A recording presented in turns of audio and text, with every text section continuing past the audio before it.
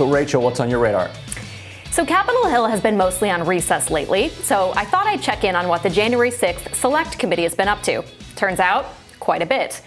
At the end of August, Chairman Benny Thompson sent letters to 35 telecom, email, and social media companies instructing them to preserve call details, text messages, location records, and the content of posts for a list of individuals which reportedly include members of Congress, members of the Trump family, and a host of regular Americans who may have been, quote, otherwise involved, not in the breach of the Capitol, but in the organization of the rally itself. The records request, which is supposedly related to the events of January 6th, for some reason goes all the way back to April 2020. Thompson didn't bother to say who exactly he was after. "We have quite an exhaustive list of people," Thompson told CNN. "I won't tell you who they are." Here's Thompson saying the same on MSNBC. I just have to ask you, what was going on as far back as April 2020 that you want records from that early?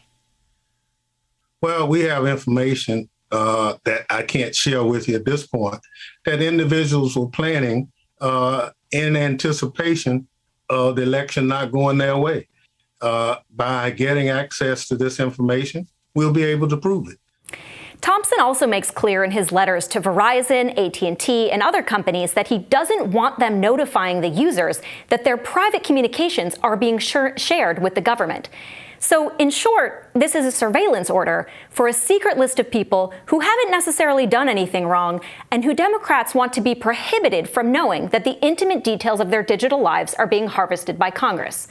Now, I'm going to break down the reasons I think this is wrong. Wrong legally, and definitely wrong for our politics. First, no one, not law enforcement and not Congress, is supposed to be able to access confidential call records without meeting a high statutory hurdle. The law itself states that carriers cannot turn over records unless, quote, doing so is authorized by the consumer or as required by law.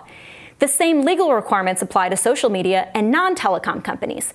And after the Supreme Court held last year that congressional subpoenas for private records must have a clear legislative purpose, it's a stretch to think that text messages going back to April 2020 of some guy ambling around the National Mall a mile from the Capitol is remotely related to legislating. Which brings me to my second point. It's not like these same records related to people involved with the January 6th breach haven't already been examined. The FBI, which seized phone, banking, social media, and geolocation records from nearly 600 people they arrested, have charged 40 people with conspiracy, but found no evidence in all of that what happened that day was centrally coordinated or organized. Quote, 90 to 90% of these are one-off cases, a senior law enforcement official told Reuters. Quote, there was no grand scheme with Roger Stone and Alex Jones and all of these people to storm the Capitol and take hostages, end quote. What's more, though, Democrats have accused Republican members of conducting reconnaissance under the guise of giving groups of their constituents tours of the Capitol. The investigations they demanded from both the Inspector General of the Capitol Police and the Government Accountability Office have turned up nothing. So, if multiple federal law enforcement agencies have concluded investigations that A, resulted in charges, B, did not establish a conspiracy to overthrow the government, and C, did not identify any House Republicans among the conspirators, why is the Select Committee intent on demanding records on private citizens and their own colleagues going all the way back to April of last year? This raises the troubling possibility that this may not be about investigating at all, but rather an effort to name and shame. Private citizens, they didn't do anything criminal, potentially, or even dubious, but just because they were remotely linked to the event itself. In other words, it's entirely possible that Congress is weaponizing its subpoena power against ordinary citizens, while at the same time trying to strip them of their right to know about it or take any action against it. Think about it. Hardly anything stays a secret in Congress. What happens when this private information invariably becomes public? What happens when someone caught in this net, possibly already cleared by the FBI, has their life ruined and smeared as part of a congressional investigation whose primary goal seems to be to inflict shame and embarrassment? It's not like Congress hasn't tried this before. In 1954, a Union official named John Thomas Watkins was convicted of contempt of Congress and sentenced to a year in jail for refusing to turn over names of supposed communists to the House Committee on Un-American Activities. In 1957, the Supreme Court overturned his conviction by a vote of 6-1, with Chief Justice Earl Warren writing, quote, "There is no congressional power to expose for the sake of exposure or to engage in conduct where the predominant result can only be the invasion of the private rights of the individual."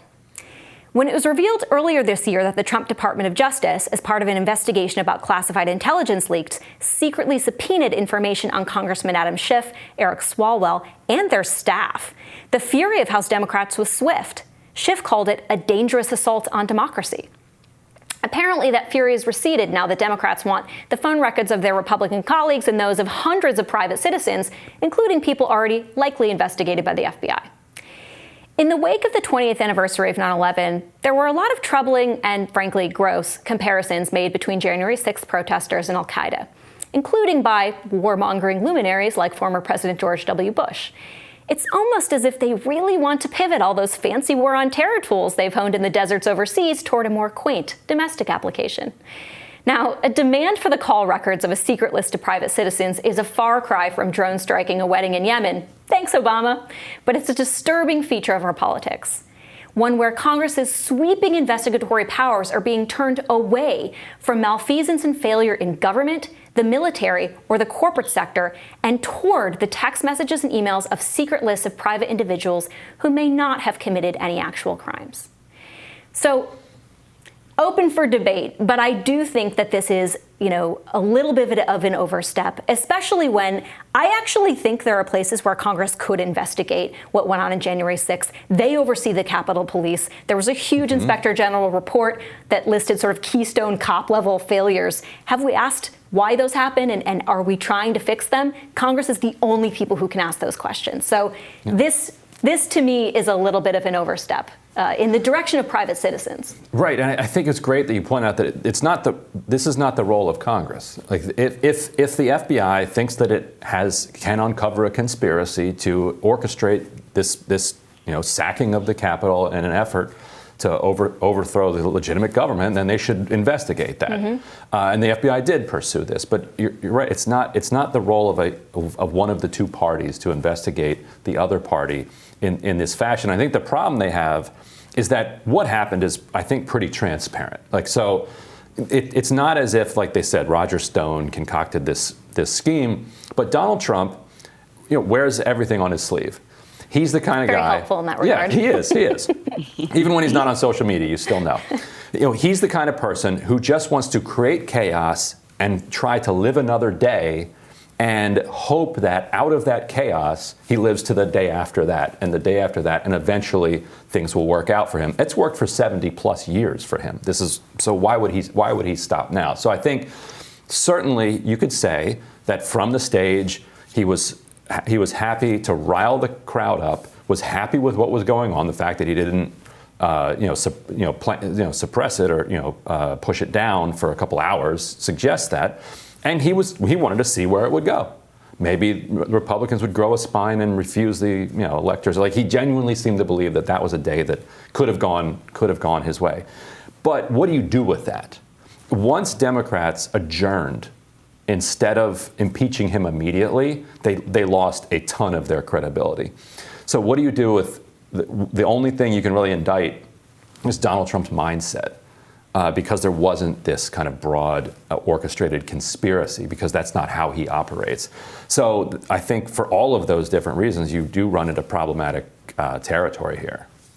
Yeah, I'm really glad that you've brought this up, Rachel, because I was even just watching CNN this morning and I was sick to my stomach at the rhetoric that they were throwing at the January 6th events, whatever you want to call it. I don't believe it was an insurrection. I don't think you can have an insurrection without military involvement, quite frankly. But they're even saying that now this recall effort that's happening here in California is part of it, that this is going on, that this is a coup against the country, that these people are genuinely this giant threat. And what we're seeing, I think you really pinpointed on a very important point that I think everybody needs to be really watching. And that is, as Joe Biden has exited Afghanistan and shifted that war away from the Middle East, and all these people are championing him, saying he's a big old hero, watch out.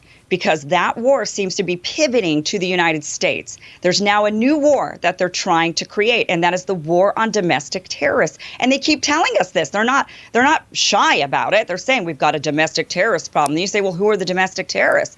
And Americans. Who are these Americans that you're going to go hunting down that you think are so totally dangerous? And they say, well, it's these insurrectionists of January 6th, and they are now lumping in the anti-vaxxers, and they're going to layer and layer and layer more people into this who are going to be subject to this, to these warrantless searches and limits of their liberties. We're already seeing that very much so. So this is so dangerous, and I hope it doesn't. I would think it's not going to reel into something like bombing, droning Americans. I mean, I don't think we're going to see a real war like what we saw in the Middle East, but definitely a limitation and an overreach, a limitation on our rights and an overreach by the government. And I don't know where that leads us, but to me, it's very, very scary. The rhetoric part is really important because when you call things an insurrection or, domestic extremism or terrorism, it really starts to create this ends justify the means sort of provocation on law enforcement, on Congress, because then anyone who stops and says, maybe we shouldn't be doing this, well, why do you support terrorism, right? We saw this. We lived through this. We literally lived through this overseas. And now, again, you're starting to see, I don't want to overstate the case, but I do think there's very troubling warning signs, that it could go in that direction again. Although there were definitely some people who were hoping for insurrection and thought that that's what they were acting out. Also true. They had no plan. I mean, I remember that's thinking, what are they going to... same with... Democrats have done the same thing. I mean, that's like politics in a way. I mean, what did Democrats do for years? They were saying Russia. It was Russia's fault, and we've got to find these Russians that infiltrated our election, that meddled in our election. I mean, they were calling question to the election for years, and then suddenly it's a shock when the Republicans do it. I'm just saying they've been doing it this whole time. We can do both. There were people who ransacked the Capitol, and some of those people wanted to overthrow the government. Like, I think that's fine. It's fine to say that. You don't want to say that. Yeah. Right, but you don't want to say that we need to therefore round up half the country. Yeah, they've been charged. Right. So, at the end of the day, that's, again, why I think this whole investigation is very duplicative of in that very clear fact. So, anyway, with that, Kim, looking forward to seeing what's on your radar next.